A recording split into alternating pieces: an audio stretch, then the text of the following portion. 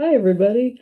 Welcome back to another unscripted, unedited beading video by me, Teresa Sullivan.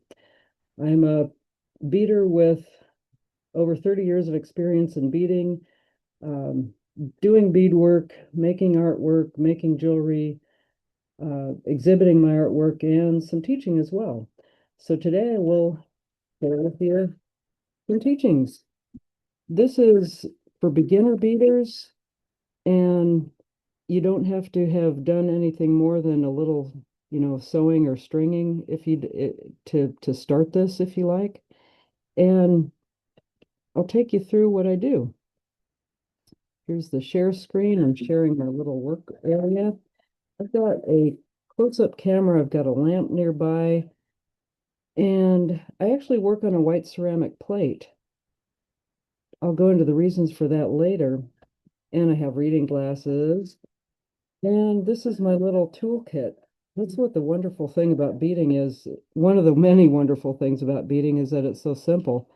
These you can get away with on an airplane, on your carry-on. Don't take this on an airplane, but I have it at home. This is what a beeswax will look like after about 10, 15 years of using it.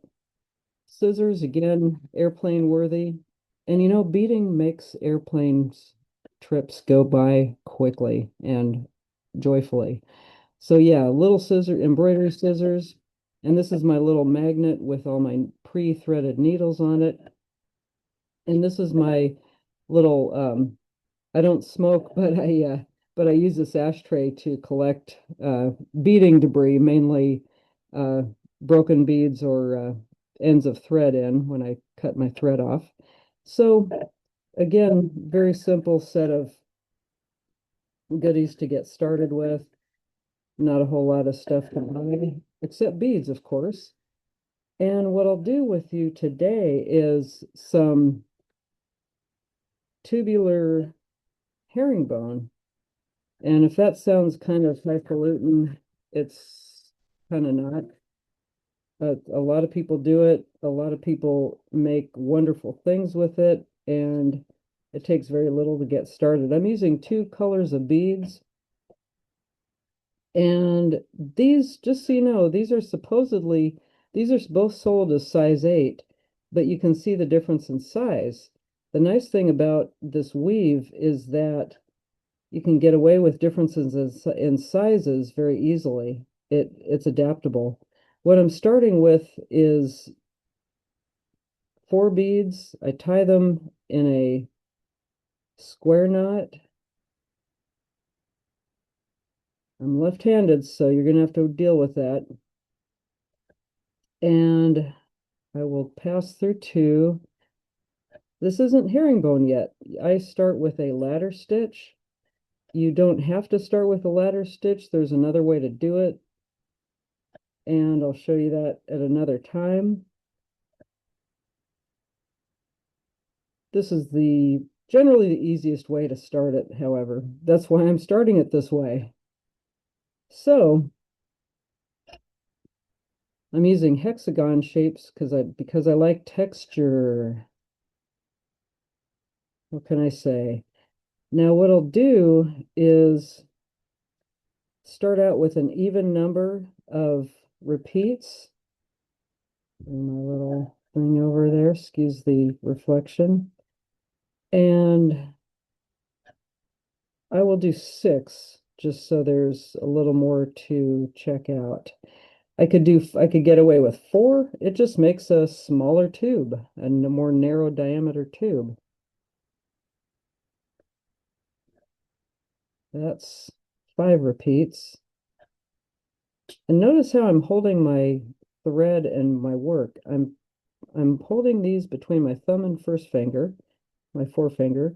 I'm tucking the thread between my forefinger and my middle finger, and that makes the work tight while I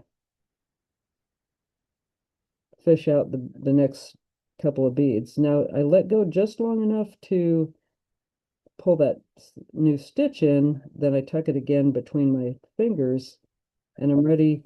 Notice that I'm not putting on beads on this stitch. I'm just going through because see where my thread's coming out? If I put two more beads on, then it's going to butt up against the beads I just added. So I've got 6 there. What I'll do with these 6 is I will just fold them over. Get these out of the way, the starting threads out of the way. Down and up.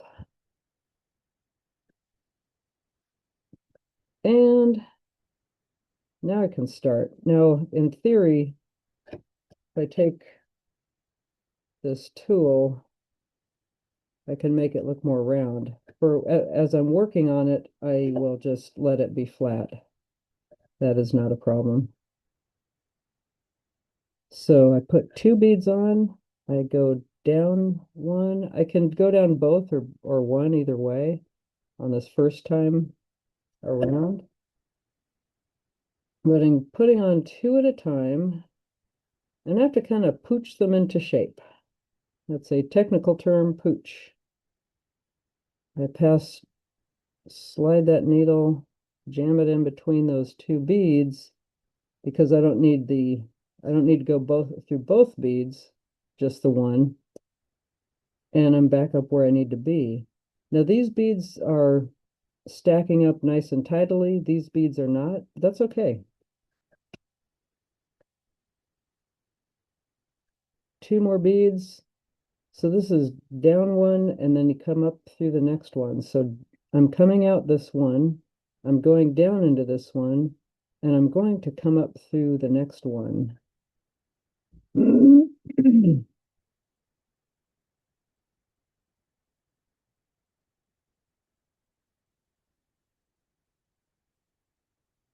Now,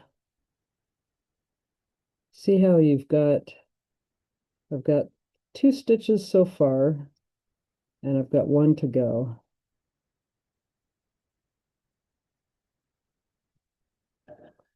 On the last stitch of the row, I can make a choice. What I can do one of 2 things. Because I'm at the end of the row, I could go over to the very next bead parallel to it, and I have to step up. I have to go through both of those beads. Again, because if I go through only this bead and put a bead on, then I'm doing something, well, I'm doing something more sculptural, I guess, but I wouldn't be making a long tube. So what I would have to do is step up, go through both of these, and if you can do that while you're beading, that is good. Saves you time. Things that save you time are good. The other thing, though, is now I can do that. What that will do is it will propel this forward and it'll be neat and tidy. If, however, I actually do not go through the one bead that is, let me get this in position so you can see it better. See how I'm coming out this bead right here, down out of this bead, and I would go up that bead. Instead, what if I went up here? I skipped the bead parallel to it and I just went up. Well, what that will do, that's actually okay too. You only have to do that once, and what happens is you lose your step up, and the work you'll see, especially with really textury graphic beads like this, the work will begin to twist. So let's see. Well, what I could do, I know. I will start this as a straight piece, and then I will start another piece as a twisty piece, and we can do a side-by-side taste test. So I backed up and I went to the bead parallel right next door to the bead I'm coming out of, and I went back through both beads. When you do this and you want to keep it straight and not twisty, you do have to remember to do your step up at the end of the row. If you find that you are not having to step up anymore, it's probably because at the end of the row you actually didn't step up. So if you want it straight, you have to back up to the point where you can see where you didn't step up and then resume. But it's good to know, it's good to check that. What I try to do is I try to get my needle to go through two beads at once, in theory to save time, in practice maybe not, and see how the beads want to do this once you pull the thread through. You have to kind of pinch it and then pull it. Now they're stacking up. Now that's why it's called herringbone.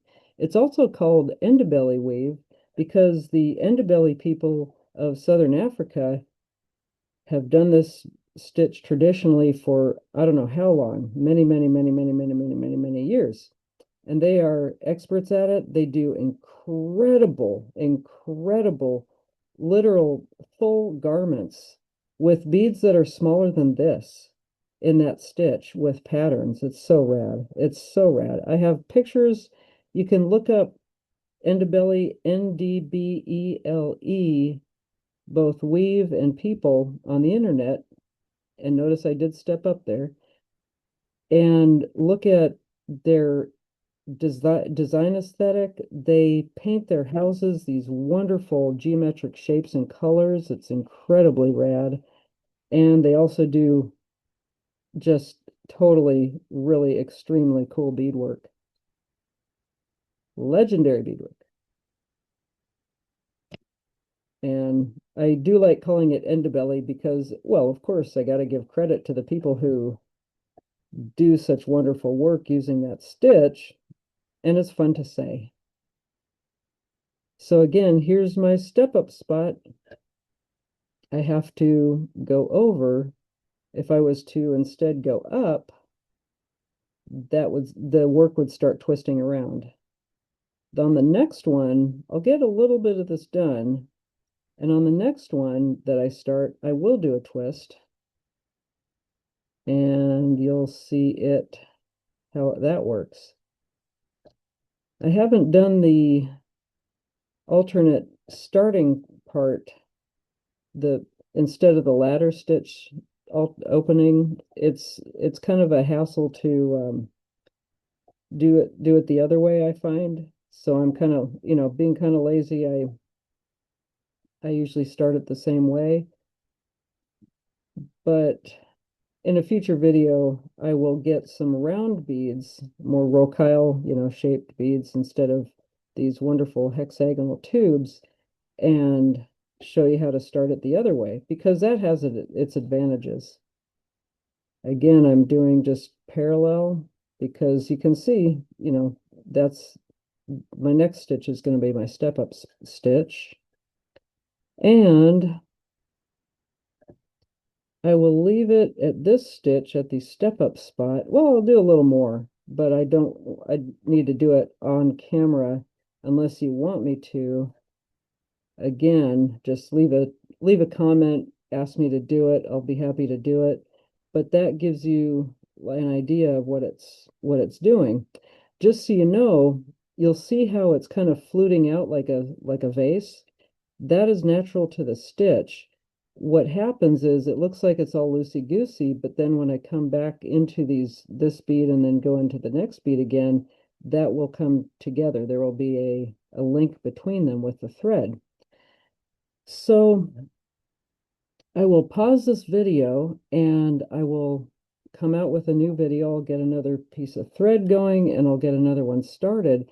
And we'll do a side-by-side taste test comparison with the twisty version of this stitch. Thanks for joining me. I will get my glasses off. I will stop the share and I'll see you in the next video.